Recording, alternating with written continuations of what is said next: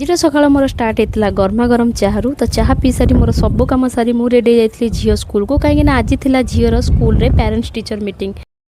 Exam रो report card भी देबे।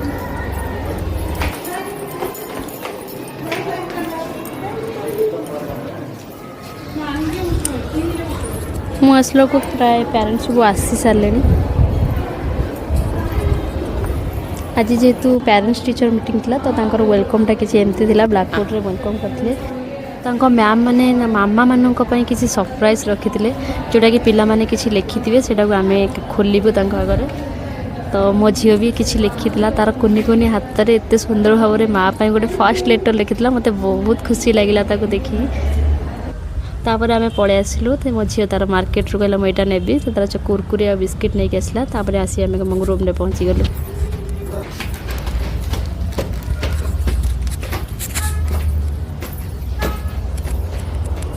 Room में पहुँचला पर मो झील आसी फास्ट देखला तार रिपोर्ट कार्ड से टिके भूल कर देइछि तो मुझे बुझेली मुझे किसी ना छोट पिलाटे जमा यूकेजी रे पढ़ुछु एटा थिला तार लेटर मो पाई मते एते सुंदर लागिला।